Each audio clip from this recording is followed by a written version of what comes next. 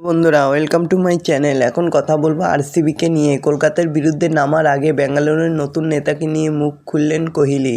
কি বললেন তিনি সেটাই জানাবো।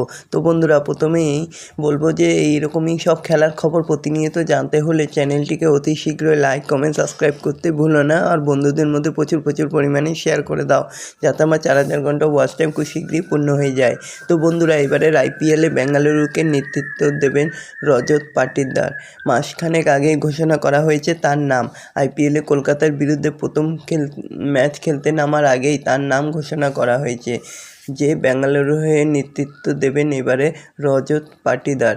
আইপিএলে কলকাতার বিরুদ্ধে প্রথম ম্যাচে খেলতে নামার আগেই সেই পাটিদারকে নিয়ে মুখ খুললেন বিরাট কোহলি। সোমবার আরসিবির আনবক্সিং অনুষ্ঠান ছিল বেঙ্গালুরুতে।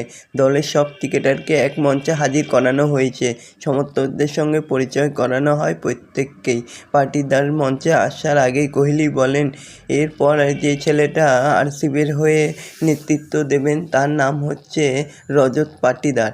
তার নামে আরও বলেন, এছাড়াও আরসিবি সমর্থকরা সকলে মিলে হাততালির মাধ্যমে রজত পাটিদারকে বরণ করে নেন সমর্থকরা। আরসিবির নতুন অধিনায়ক হলেন সেই বিরাট ভাই এবি ডিভিলিয়ার্স, ক্রিস গেলের মতো কিংবদন্তিরা যেখানে আরসিবির হয়ে খেলেছেন।